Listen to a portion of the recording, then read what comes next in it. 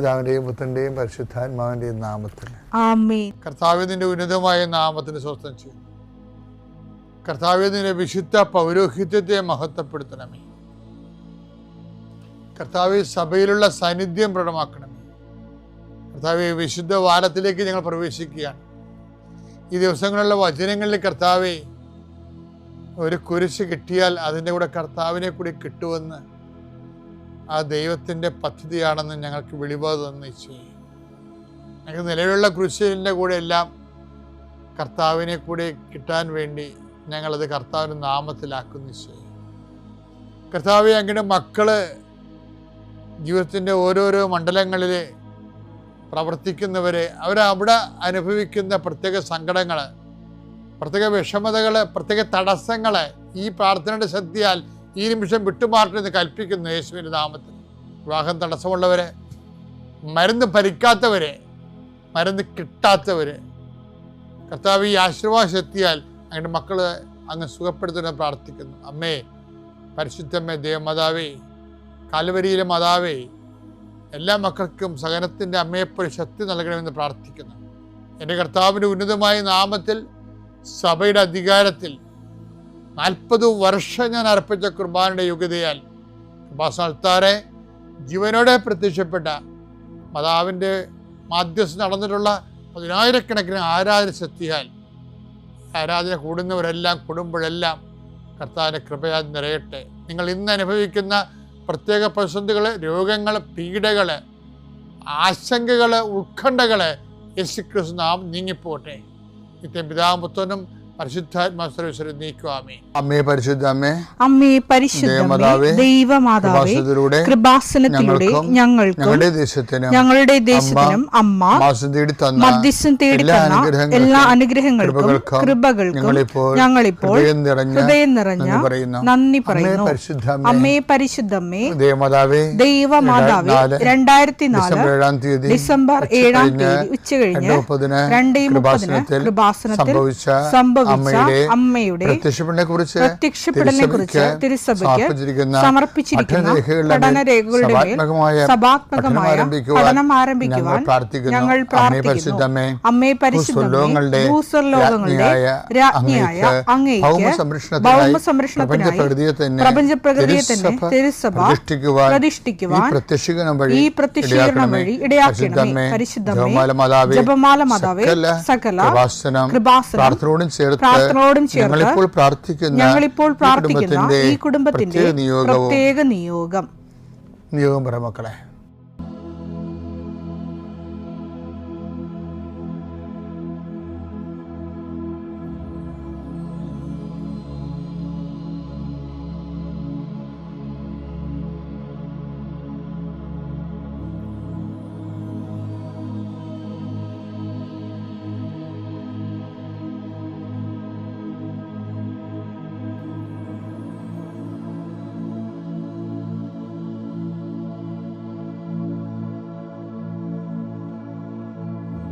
അമ്മയുടെ പ്രത്യക്ഷീകരണത്തിന്റെ ഈ അനുഗ്രഹവേളയിൽ ഞങ്ങൾക്ക് സാധിച്ചു തരുവാൻ കനിയണമേ. ആമേൻ. പ്രിയപ്പെട്ടവരെ, നമ്മള്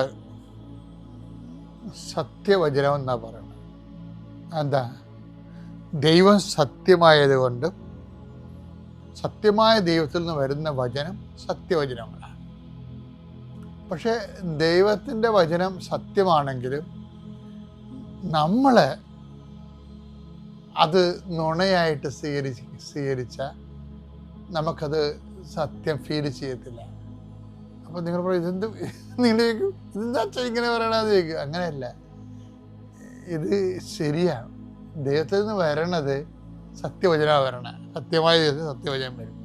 പക്ഷെ നമ്മളത് നുണയായിട്ട് സ്വീകരിച്ചാൽ നമ്മൾക്കത് ഫീൽ ചെയ്യത്തില്ല, ആ സത്യം ഫീൽ ചെയ്യത്തില്ല. അങ്ങനെ നുണയെ സ്വീകരിച്ച ആൾക്കാരുണ്ട് ബൈബിളിൽ. അതിൽ ഒന്നാമത്തെ ആൾ സാറയാണ്. അവരതൊരു തമാശയായിട്ട്, കോമഡിയായിട്ട് എടുത്തത്. അതുകൊണ്ട് അവർ ചിരിച്ചത്. എനിക്ക് സാറയുടെ ചിരിയുണ്ടല്ലോ, സാറ ചിരിക്കുന്നു. നമ്മുടെ അണുബോംബിൻ്റെ പേരെന്തായിരുന്നു ആദ്യം ഉണ്ടാക്കിയ? ബുദ്ധൻ ചിരിക്കുന്നു. അതുപോലെ എൻ്റെ മനസ്സിൽ സാറ ഒരു അനുഭവം പരിഗണിക്കുവാറും. അത് അവർ കർത്താവിൻ്റെ വചനം കേട്ടപ്പോൾ ചിരിച്ചു. പക്ഷെ എബ്രഹാം ചിരിച്ചില്ല. സാറ വിശ്വാസിയുടെ മാതാവാകേണ്ട ആളായിരുന്നു, പക്ഷെ പോയി. രണ്ടുപേരോടും ഒരേ സമയത്താണ് കർത്താവ് വചനം പറഞ്ഞത്. ഒരാൾ മാത്രം വിശ്വാസിയുടെ പിതാവായി, മറ്റാൾ ചിരിച്ചില്ലെന്ന് പിന്നെയും നുണ പറഞ്ഞു.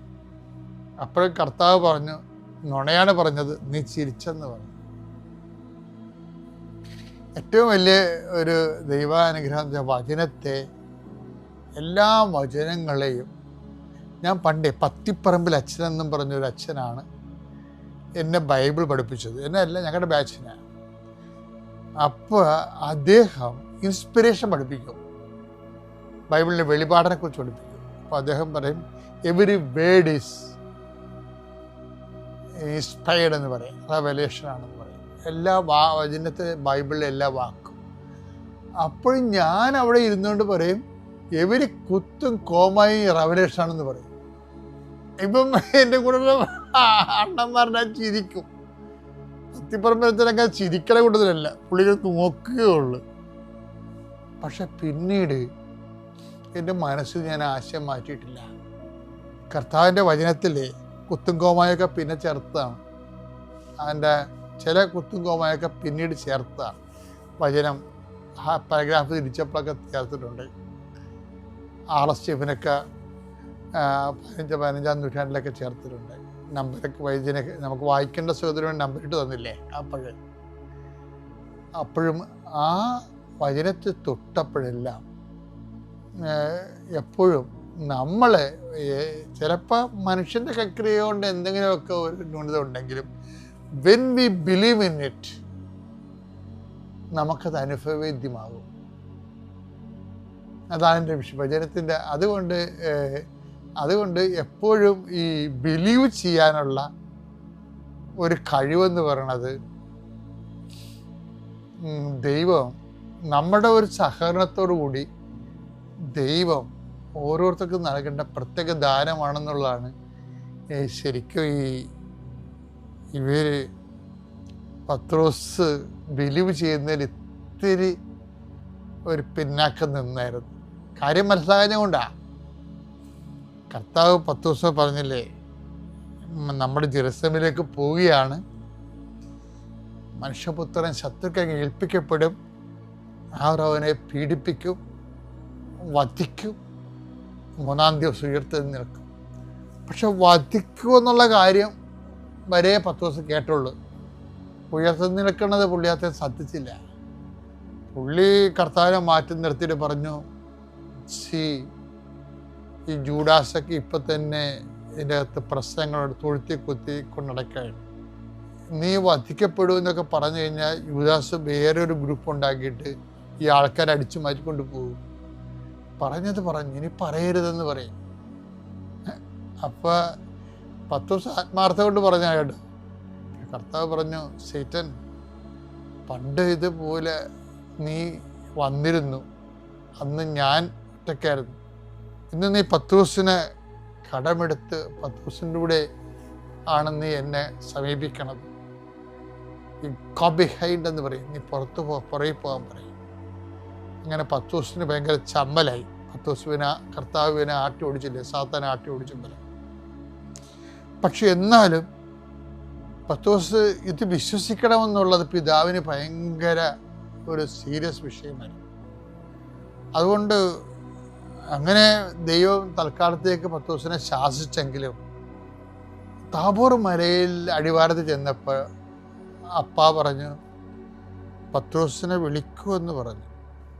ഉടനെ അപ്പോഴ് ഈശോ മറ്റുള്ള 9 പേരോട് പറഞ്ഞു, നിങ്ങൾ കുറച്ച് നേരം ഇവിടെ നിൽക്കുക കേട്ടോ. പത്രോസിനെ വിളിച്ചു, പത്രോസ് കൂടെ വരാൻ പറഞ്ഞു. പിന്നെ പത്രോസ് അങ്ങനെ ബാക്കി യോഹന്നാനെയും യാക്കോബിനെയും കൂടി കൂട്ടി. അവർ 3 കൂടി പോയി. മലയുടെ ഉച്ചയെത്തിയപ്പോൾ കർത്താവ് പ്രാർത്ഥിക്കാൻ തുടങ്ങി. പ്രാർത്ഥിക്കുന്നതോടുകൂടി ഇവൻ്റെ ഭാവം അങ്ങ് മാറി, ഇവൻ സൂര്യനായി മാറി. പത്രോസ് വിസ്മയിച്ചു പോയി. ആ സൂര്യനിൽ അവൻ യേശുവിനെ മാത്രമല്ല ഏലിയാനെ കണ്ടു. മരിച്ചുപോയ മോസസിനെ കണ്ടു. അപ്പോൾ പിതാവ് പത്രോസിനോട് പറഞ്ഞു, യാക്കോബിനോട് പറഞ്ഞു, യോഹന്നാനോട് പറഞ്ഞു, താബോർ മലയിൽ ഇവനെ ജ്ഞാനസ്നാനപ്പെടുത്തി തരുന്ന സമയത്ത് നിങ്ങൾ കുറച്ച് പേരുണ്ടായിരുന്നു. അന്ന് ഞാൻ പറഞ്ഞത് ഇവൻ എൻ്റെ പ്രിയപുത്രനാണെന്ന് പറഞ്ഞു. മർക്കോസ് 9:7. അപ്പോൾ ഒരു മേഘം വന്ന് അവരെ ആവരണം മേഘത്തിൽ നിന്ന് ഒരു സ്വരം പുറപ്പെട്ടു, ഇവൻ എൻ്റെ പ്രിയപുത്രൻ, ഇവന്റെ വാക്ക് ശ്രവിക്കുവിൻ. പക്ഷെ നിങ്ങൾ അതിൻ്റെ ആഴങ്ങൾ മനസ്സിലാക്കാനോ അവനെ വിശ്വസിക്കാനോ നിങ്ങൾ തയ്യാറായില്ല. ഇപ്പം നിങ്ങളോട് പറയുന്നു, അവനെ നിങ്ങൾ ശ്രവിക്കണം. ഇനിയുള്ള ദിവസങ്ങളിൽ പ്രത്യേകിച്ച്. കാരണം തിരുവുത്ഥാനത്തെക്കുറിച്ച് അപ്പായാണ്. ആ തിരുവുത്ഥാനമാണ് ശരിക്കും താബോറിൻ്റെ പ്രധാന പ്രമേയം. ഇവരെ ശ്രവിക്കാൻ പറയണത് തിരുവുത്ഥാനത്തെ സംശയിച്ചിരുന്നതുകൊണ്ടാണ് 10 ദിവസം നിനക്ക് സംഭവിക്കാതിരിക്കട്ടെ എന്ന് പറയണത്. അതിൻ്റെ മെയിൻ കാരണങ്ങൾ. അപ്പം തിരുവുത്ഥാനം ഇപ്പോഴും വ്യക്തമായി കഴിഞ്ഞാൽ പിന്നെന്താണ്? ഉയർപ്പിനെക്കുറിച്ച് ഇപ്പം പറയണതെല്ലാം ശ്രദ്ധിക്കണം എന്ന ഒരർത്ഥം കൂടി അതിനകത്തുണ്ട്. നമ്മൾ ഉയർപ്പിലേക്ക് പോകുമ്പോൾ അത് വിശ്വസിക്കണമെങ്കിൽ ഈ ചെവിയുടെ അകത്ത് വേറൊരു ചെവി വേണം. അതുകൊണ്ടാണ് ഈശോ പറഞ്ഞത്, കേൾക്കാൻ ചെവിയുള്ളവൻ കേൾക്കട്ടെ എന്ന് പറയും. ആ ചെവി എന്ന് പറയുന്നത് അനോയിൻറ്റിങ് ഇയറാണ്. നമ്മൾ കാണുന്ന പോലെ സാധാരണ കേൾക്കുന്ന സ്വരമല്ല അത്. അതിൻ്റെ അപ്പുറത്ത് ഞാൻ നേരത്തെ നിങ്ങളോട് പറഞ്ഞില്ലേ, നെഗറ്റീവ് കാലങ്ങളിലെ നമ്മൾക്ക് വചനത്തിൻ്റെ വിശ്വസിക്കണമെന്നുണ്ടെങ്കിൽ അനുഗ്രഹം പോരാ, അനോയിൻറ്റിങ് വേണം, അഭിഷേകം വേണം. കാര്യം ഈ അഭിഷേകം എന്നുള്ള വിഷയം ബൈബിൾ അവതരിപ്പിക്കുന്നത് എന്താണ്? നെഗറ്റീവ് പശ്ചാത്തലത്തിൽ അവതരിപ്പിക്കുന്നത് നിങ്ങൾ സർപ്പങ്ങളെ പിടിക്കും, അവ നിങ്ങൾ ഉപദ്രവിക്കത്തില്ലെന്ന്. നിങ്ങൾ അഗ്നിയിലൂടെ നടക്കും, അഗ്നി നിന്നെ പൊള്ളിക്കത്തില്ല. നിങ്ങളെ ശബ്ദത്തിലൂടെ നടക്കും, ശബ്ദം മുക്കത്തില്ല. അപ്പോൾ എല്ലാം നെഗറ്റീവ് സാഹചര്യത്തിലൂടെ പോകുമ്പോഴാണ് അതിൻ്റെ ദംശനം ഏക്കത്തില്ല എന്നൊക്കെ പറയുമ്പോൾ ഈ മോശം കാലാവസ്ഥയിൽ ജീവിക്കുന്നതിനാണ്. അപ്പം അന്ന് അനുഗ്രഹങ്ങളൊന്നും ഉണ്ടാകത്തില്ല. ആത്മീയ ജീവിതത്തിൽ അനുഗ്രഹമില്ലാത്ത കാലമുണ്ട്. പക്ഷെ അത് അനുഗ്രഹമില്ലാത്ത കാലത്ത് നമുക്ക് വേണ്ടത് അഭിഷേകമാണ് വേണ്ടത്. അപ്പം എപ്പോഴും നമ്മൾ ട്രെയിൻ ചെയ്യണത് ഈ പുനരുത്ഥാനത്തെക്കുറിച്ചുള്ള നമുക്ക് തരുന്ന കാറ്റഗിസത്തിൻ്റെ കാലങ്ങളിലെല്ലാം ഇതുപോലെ ഒരു അഭിഷേകം നമുക്ക് വേണ്ടി വരും. കാര്യം പലപ്പോഴും പീഡാനുഭവത്തിൻ്റെ കൂടെയാണ് പുനരുത്ഥാനത്തിൻ്റെ സിലബസ് വരണത്. ബൈബിളിലും അങ്ങനെയാണ്, അതിൻ്റെ അകത്ത് തെറ്റിയിട്ടില്ല. എപ്പോഴും ഓർക്കണം, ക്ലേശകാലങ്ങളിൽ നമ്മൾ ഓർക്കേണ്ടത് ഉയർപ്പിനെക്കുറിച്ചാണ്, ക്ലേശത്തെക്കുറിച്ചല്ല. പിതാവിൻ്റെയും പുത്രൻ്റെയും പരിശുദ്ധാത്മാവിൻ നാമം. വിശ്വാസ പ്രമാണം. സർവശക്തനായ പിതാവും ആകാശത്തിൻ്റെയും ഭൂമിയുടെയും സൃഷ്ടാവുമായ ദൈവത്തിൽ ഞാൻ വിശ്വസിക്കുന്നു. അവിടുത്തെ ഏകപുത്രനും ഞങ്ങളുടെ കർത്താവുമായ ഈശോ മിശിഹായിലും ഞാൻ വിശ്വസിക്കുന്നു. ഈ പുത്രൻ പരിശുദ്ധാത്മാവിനാൽ ഗർഭസ്ഥനായി കന്യകാമറിയത്തിൽ നിന്ന് പിറന്ന് പൊന്തിയോസ് പീലാത്തോസിന്റെ കാലത്ത് പീഡകൾ സഹിച്ച് കുരിശിൽ തറയ്ക്കപ്പെട്ട് മരിച്ച് അടക്കപ്പെട്ട് പാതാളങ്ങളിൽ ഇറങ്ങി മരിച്ചവരുടെ ഇടയിൽ നിന്ന് 3-ാം നാൾ ഉയർത്ത് സ്വർഗത്തിലേക്ക് എഴുന്നള്ളി സർവശക്തിയുള്ള പിതാവായ ദൈവത്തിന്റെ വലതുഭാഗത്തിരിക്കുന്നു. അവിടെ നിന്ന് ജീവിക്കുന്നവരെയും മരിച്ചവരെയും വിധിക്കുവാൻ വരുമെന്നും ഞാൻ വിശ്വസിക്കുന്നു. പരിശുദ്ധാത്മാവിലും ഞാൻ വിശ്വസിക്കുന്നു. വിശുദ്ധ കത്തോലിക്കാ സഭയിലും പുണ്യവാന്മാരുടെ ഐക്യത്തിലും പാപങ്ങളുടെ മോചനത്തിലും ശരീരത്തിന്റെ ഉയർപ്പിലും നിത്യമായ ജീവിതത്തിലും ഞാൻ വിശ്വസിക്കുന്നു. ആമേൻ. സ്വർഗ്ഗസ്ഥനായ ഞങ്ങളുടെ പിതാവേ, അങ്ങയുടെ നാമം പൂജിതമാകണമേ. അങ്ങയുടെ രാജ്യം വരണമേ.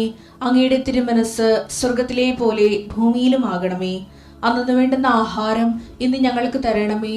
ഞങ്ങളോട് തെറ്റ് ചെയ്യുന്നവരോട് ഞങ്ങൾ ക്ഷമിക്കുന്നത് പോലെ ഞങ്ങളുടെ തെറ്റുകൾ ഞങ്ങളോടും ക്ഷമിക്കണമേ. ഞങ്ങളെ പ്രലോഭനത്തിൽ ഉൾപ്പെടുത്തരുതേ, തിന്മയിൽ ഞങ്ങൾ രക്ഷിക്കണമേ. ആമേൻ. നന്മ തെളിഞ്ഞു മറിയമേ സ്വസ്തി, കർത്താവ് അങ്ങയുടെ കൂടെ സ്ത്രീകളിൽ അങ്ങ് അനുഗ്രഹിക്കപ്പെട്ടവളാകുന്നു. അങ്ങയുടെ ഉദരത്തിൻ ഫലമായി ഈശോ അനുഗ്രഹിക്കപ്പെട്ടവനാകുന്നു. പരിശുദ്ധ മറിയമേ, തമ്പുരാന്റെ അമ്മേ, പാപികളായ ഞങ്ങൾക്ക് വേണ്ടി ഇപ്പോഴും ഞങ്ങളുടെ മരണസമയത്തും തമ്പുരാനോട് അപേക്ഷിക്കണമേ. ആമേൻ. അപ്പം ഞാൻ ഒരിക്കൽ എൻ്റെ അമ്മയോട് ഈ കാര്യം ഞാൻ ചോദിച്ചിട്ടുണ്ട്. അമ്മ, എന്തുകൊണ്ടാണ് ഞങ്ങൾ സ്കൂളിൽ പോകുമ്പോൾ, എനിക്ക് 2 ചേച്ചിമാരാണ്, അപ്പോൾ ഞങ്ങൾ സ്കൂളിൽ പോകുന്നതിന് മുമ്പ് അമ്മ ഒന്നും കഴിക്കാറില്ല. ഞങ്ങൾ തിരിച്ച് സ്കൂളിൽ നിന്ന് വന്നു കഴിയുമ്പോഴാണ് അമ്മ ഭക്ഷണം കഴിച്ചിരുന്നത്. അപ്പം ഞാൻ ഒരു ദിവസം അമ്മയോട് ചോദിച്ചു, എന്തുകൊണ്ടാണ് അമ്മ ഇങ്ങനെ കഴിക്കാത്തത്?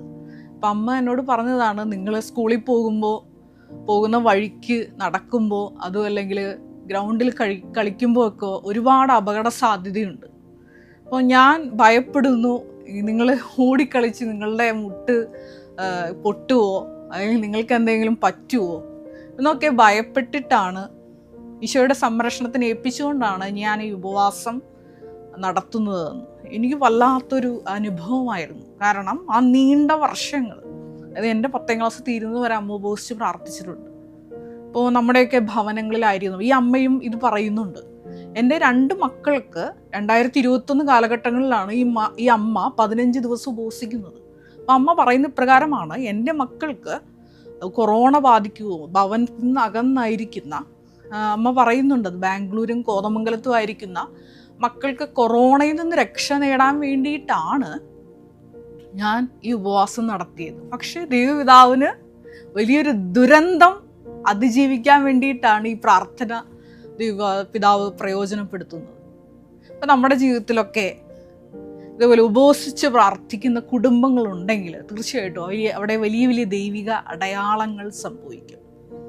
അപ്പോൾ ഇന്ന് ഞാനിവിടെ ഒരു സമർപ്പിതയായി നിൽക്കുന്നുണ്ടെങ്കിൽ തീർച്ചയായിട്ടും ഒരുപാട് പേരുടെ ഉപവാസത്തോടു കൂടിയുള്ള പ്രാർത്ഥനയുണ്ട്. ഏറെ പ്രത്യേകമായിട്ട് എൻ്റെ അമ്മ, അത് ഞാൻ നിങ്ങളോട് പറയാൻ ഈ നിമിഷം ആഗ്രഹിക്കുകയാണ്.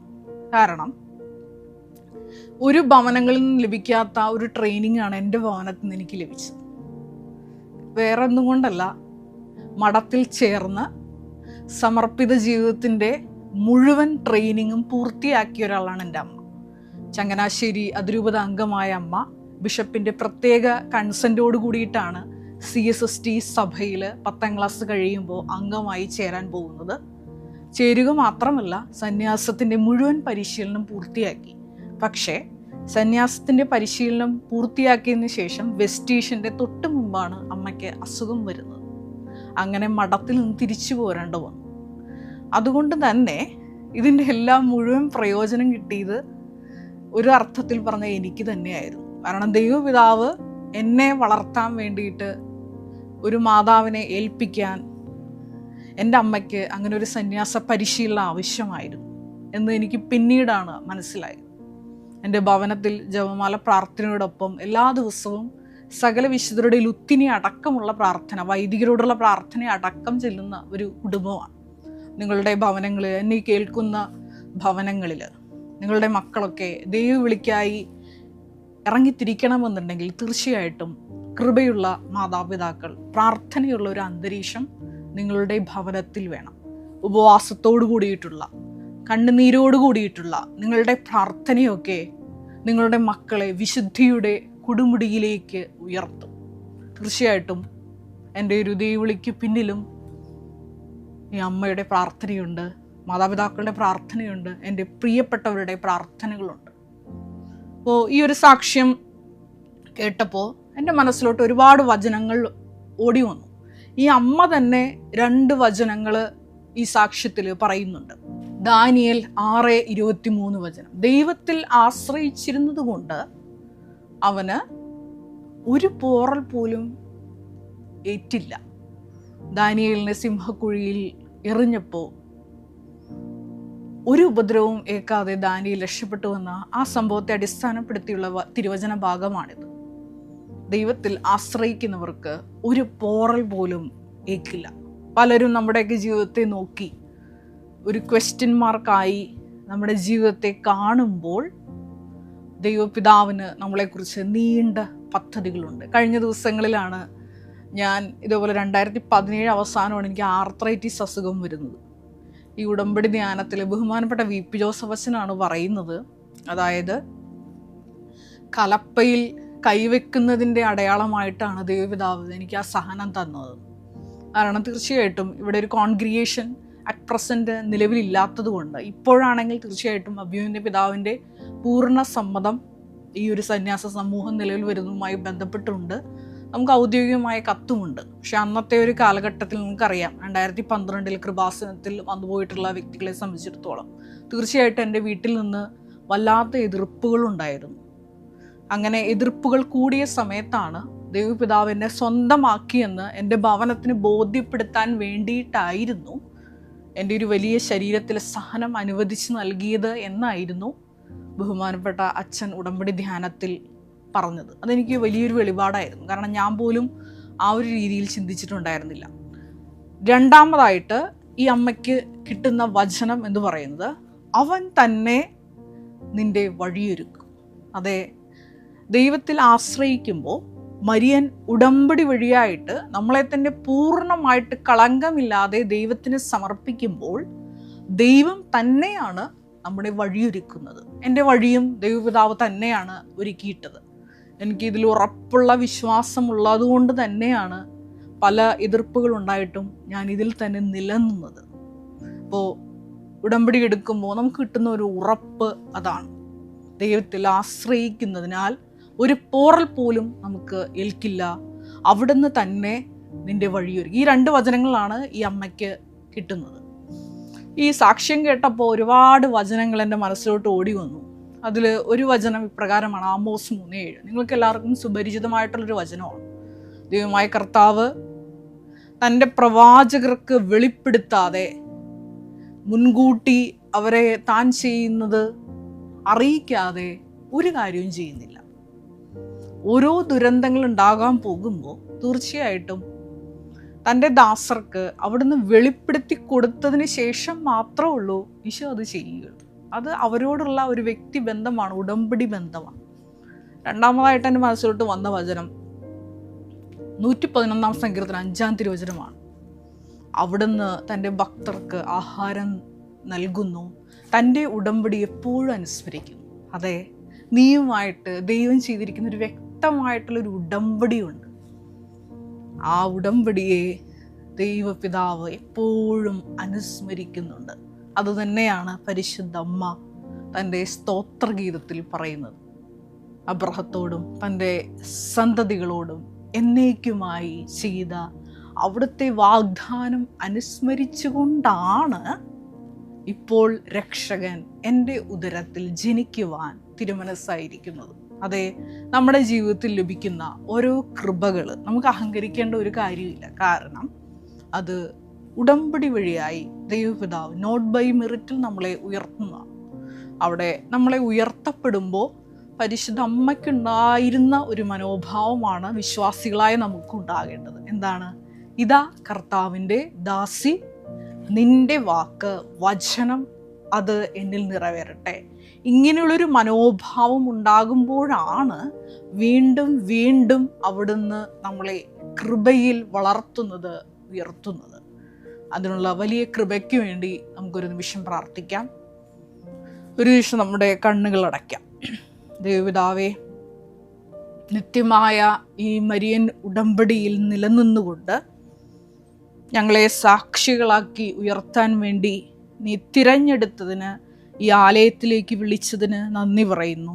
ഈശോയെ, അധികമായി പ്രാർത്ഥിക്കാൻ കിട്ടുന്ന ഓരോ അവസരങ്ങളെയും തിരിച്ചറിഞ്ഞുകൊണ്ട് ഈശോയെ, ഞങ്ങളെ തന്നെ പരിശുദ്ധ അമ്മ സമർപ്പിച്ചതുപോലെ ദൈവപിതാവിൻ്റെ ഇഷ്ടത്തിന് പൂർണ്ണമായി വിട്ടുകൊടുത്തുകൊണ്ട് ഈശോയുടെ ഹിതം മാത്രം ജീവിതത്തിൽ അനുവർത്തിച്ചുകൊണ്ട് തക്ക സമയത്ത് ക്രിസ്തു സാക്ഷികളായി ഞങ്ങളെയും ഉയർത്തണമേ എന്ന് പ്രാർത്ഥിക്കുന്നു.